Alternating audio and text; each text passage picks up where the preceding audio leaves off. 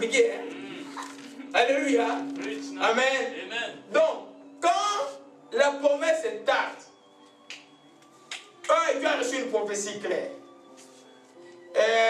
ou tu as reçu, je donne un exemple. Vous voyez, on a d'autres sœurs qui sont dans une des villes de Québec ici. Ils sont venus en 2003 à la maison, on avait une veille de prière. Elle avait un enfant de 10 ans, elle n'avait pas encore d'enfant, elle n'avait plus d'enfant après. Ils sont venus parce qu'ils ont appris, il y a un frère qui s'appelle frère Laurent, et puis ils voulaient faire une veille de prière avec rien qui prie. Ils sont venus, ils ne savaient pas que c'était moi. Moi, je suis l'ami de son grand frère. Elle ne savait pas que c'était moi. Quand on parlait de Laurent, c'était moi. Il connaît qu'il était son grand frère, donc les amis se ressemblent toujours. Il faut imaginer que c'était moi. Et puis ils sont arrivés à la maison avec son mari, avec une invitée. Ils entrent dans la maison. Je crois que frère Joël était là, je crois. Je crois que frère Joël était là. Et puis ils sont entrés à la maison. Et puis, c'était moi. Je dis, c'est lui, c'est celui-là, tout cas.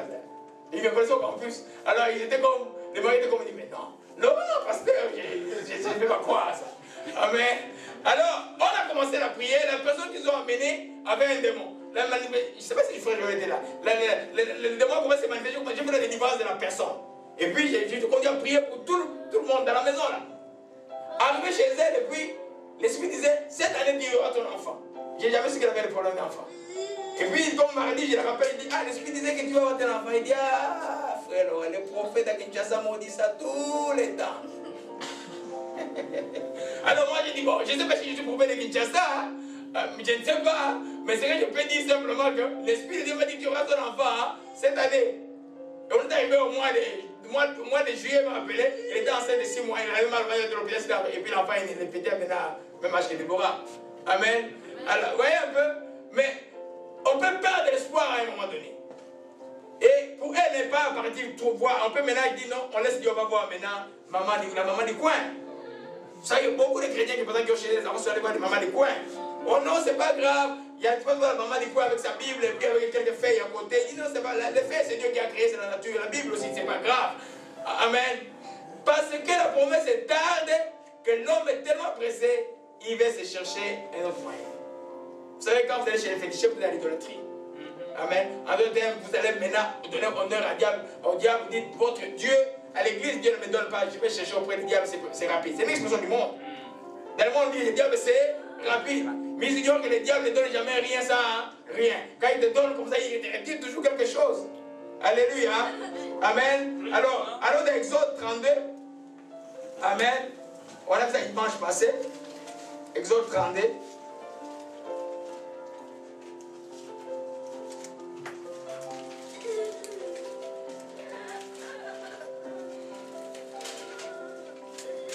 Alléluia.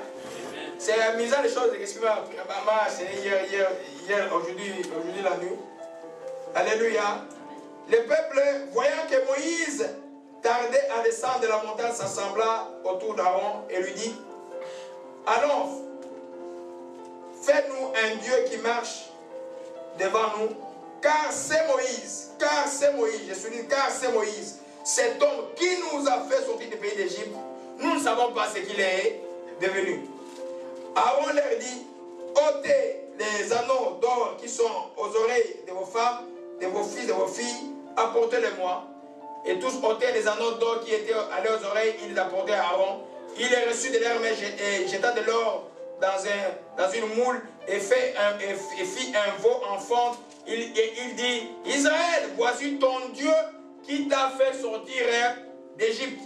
Lorsque Aaron vit cela, il battit l'autel devant lui, s'écria, demain, il y aura une fête, pas à l'honneur des Baal, pas à l'honneur des Tammuz, mais à l'honneur de l'Éternel. Et c'est pourquoi je souris. Il y aura une fête à l'honneur de l'Éternel. Et c'est bien montré que beaucoup de chrétiens sont dans cette forme d'idolâtrie. Souvent, on croit que les veaux d'or, les enfants d'Israël l'ont fait pour adorer un Dieu païen. Non. Ils ont fait le veau d'or. Dieu dit, moi on ne me représente pas par les choses qui sont dans les cieux, sur la terre et sous la terre. Mais eux, ils ont imaginé, parce qu'ils étaient en esclavage d'Égypte, ils ont vu les dieux qui étaient, vous savez, tous les dieux d'Égypte étaient des chiens mélangés aux chats, des histoires comme ça là. Il dit, mais nous on va faire maintenant un veau d'or. Alléluia. Ils soulignent d'abord, ils n'ont pas dit que l'Éternel qui nous a fait sortir d'Égypte. Il dit, c'est Moïse qui nous a fait sortir d'Égypte. Donc déjà, ces gens-là étaient déjà dans l'idolâtrie de l'Égypte, était toujours en eux. Ils ont tellement vu Pharaon, ils ont dit que Moïse était un autre Pharaon, tout simplement. Alléluia. Amen. Ils ont dit que Moïse était un autre Pharaon. Il n'a pas dit que l'Éternel, ou c'est employé, ou c'est envoyé de Dieu. Non, mais Moïse dit, c'est Dieu qui m'a envoyé. Il dit, c'est Moïse. Alléluia. Amen. De nous dire simplement que quand on a vu la fois passer l'idolâtrie de la création à la place de la... Tu peux croire à un moment que le pasteur remplace Dieu. Amen. Quelle que soit la grâce, quel que soit l'amour, quelle que soit la puissance, le pasteur n'est pas Dieu. Le pasteur est, ou le prophète, si vous voulez, est envoyé de Dieu. Amen. Toi, tu n'adores pas l'homme, tu adores Dieu. Tu respectes l'homme de Dieu comme le respect que lui dit, mais toi, tu adores Dieu. Si tu le vois en train d'aller sur un chemin qui n'est pas de Dieu, tu ne le suis pas. Amen. C'est pourquoi beaucoup de pasteurs tombent. Vous voyez l'église, les gens retournent au monde. Ceux qui retournent au monde quand le pasteur tombe, c'est parce qu'ils ont adoré l'homme. Tout simplement. Alléluia. Amen. Je ne veux pas dévier du sujet. Je reviens. Alléluia. Alors, vous voyez que Moïse est allé. Ils ont dit que Moïse est traîné. Il dit non, non, non. Nous, on va se faire un Dieu. Un Dieu visible. Un Dieu visible. Le Dieu que nous prions, il est invisible. Il est un Dieu esprit. C'est difficile à l'homme d'imaginer. C'est ça même la source de beaucoup d'idolâtrie aujourd'hui dans l'Orient. C'est difficile à l'homme d'imaginer, d'imaginer que Dieu, on ne peut pas le représenter. C'est très difficile. Il doit avoir une image. Et tu vois, dans le catholicisme oriental, on a mis des icônes. Et ailleurs, on a mis ceci. Il faut une image quelque part pour trouver Dieu. Oh, Dieu ne veut pas ça. Il ne veut pas l'image taillée des choses qui sont dans les cieux, sous la terre et sous la terre. Ne représentez rien et ne donnez pas une valeur à une œuvre artistique de dire que non, ça représente Dieu. Non, non, il n'y en a pas. Alléluia. Amen.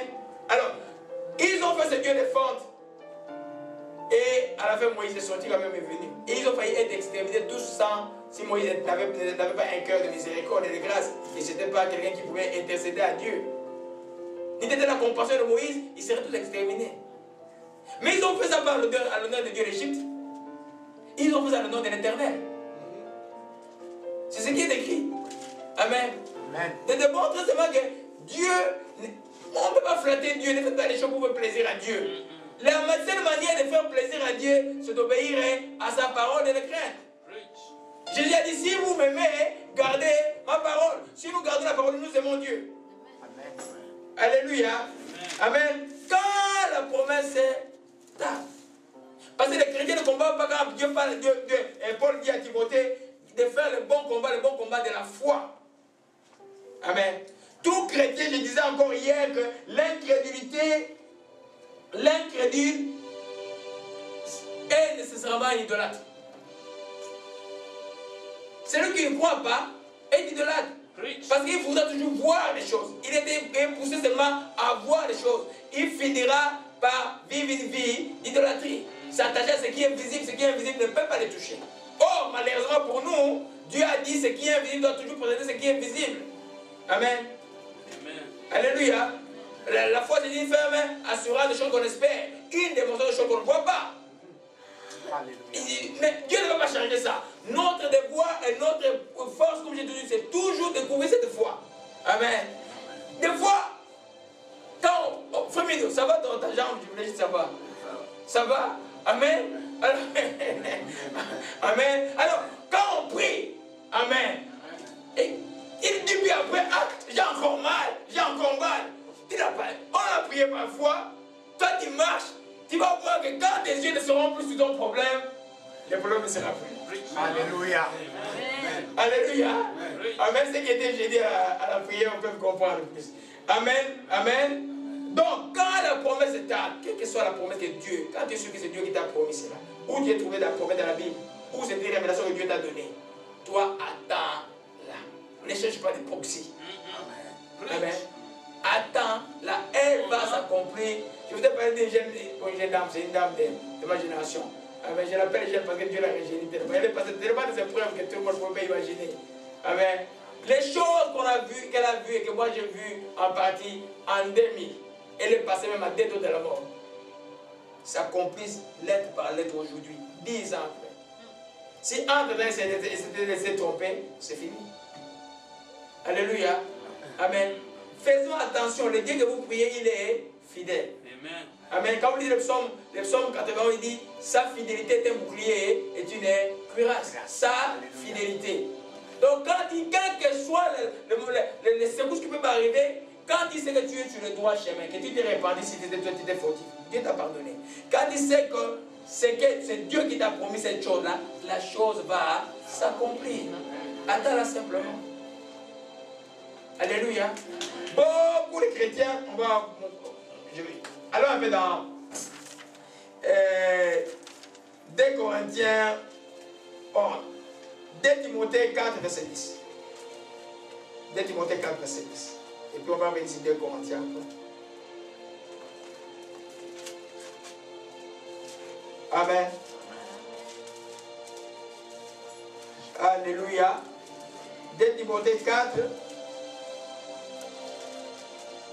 verset 10. Alléluia. Je vais lire la parole rapidement. Car Démas m'a abandonné par amour pour les siècles présents. Il est parti pour la Thessalonique.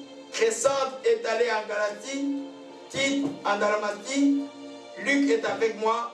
Prends Marc et amène-le-moi car il m'est dit-il pour les ministères. Amen. Amen. Démas, vous voyez que Démas, c'était un compagnon de l'île de Paul. Amen. C'est quelqu'un qui n'a pas abandonné Paul dans les moments difficiles. Jean-Marc a fui, il a abandonné, il était le cousin de Barnabas. À un moment, c'était même la cause de la séparation momentanée. Amen. Mais le petit Télé, il a repris. Il est entré lui-même comme la femme pour dire, il est revenu puisque Paul le demande ici qu'il revienne avec lui là. Mais Démas a abandonné Paul à cause des épreuves. Et il dit, mais cet homme il dit, ah, cet homme, bien sûr, on voit les miracles. On voit les gens, mais nous, notre part, c'est où? Hein? Et il voit, il parle, alors il dit, non, notre part, c'est où? La guérison est là, les gens sont contents, on voit des foules, mais aussi on nous arrête, on nous frappe, et on souffre beaucoup. Et la souffrance est très forte, moi je vais abandonner. Démas a dit non. Frère Paul, je t'aime bien, mais moi je préfère faire mon business. Amen. Je ne parle pas à quelqu'un ici. Là. Amen. Alors, Démas est parti dans le business. Amen. Il a abandonné. En d'autres termes, l'idole c'était quoi? Son idole était l'esprit du monde. Amen. L'amour de l'argent, on l'a vu ça la fois passée. Alléluia. Il est parti. Parce qu'on dit l'amour de l'argent c'est la racine de tout le mal. Amen. Démas a abandonné Paul. Alléluia. Et Paul dit, mais les petits que je ne voulais pas, j'ai appris que Dieu leur a fait grâce. Envoyez-moi ces petits-là. C'est pourquoi dans l'école d'écrit, jamais laisser quelqu'un pour compte. Même si vous avez repris dans l'église, parce que nous, on a le droit de faire cela. Parce qu'on doit faire cela c'est un jour. Quelqu'un qui ne marche pas bien, on peut le mettre à côté pour un temps. Pour qu'il apprenne un peu, c'est pas normal. Mais on va le récupérer toujours. Parce que c'est lui que tu mets à côté aujourd'hui, c'est lui peut-être qui va t'aider demain. Parce que dans la chrétienté, tout est changeant, mes bien-aimés. Alléluia. Paul, maintenant qui avait Démas avec lui, a dit, amenez-moi Jean-Marc, j'aurai besoin de lui. Alléluia. Amen. Alors, nous voyons bien que quand la promesse tarde, ou quand il y a des difficultés énormes, c'est pourquoi le Seigneur dit, et dans le texte de Jacques dit, que celui qui souffre, qu'il fasse quoi? Qu'il ait pris. Quand il y a des difficultés, si tu ne pries pas, les difficultés vont te noyer et tu vas retrouver l'idolâtrie. Tu vas t'éloigner de Dieu. Amen.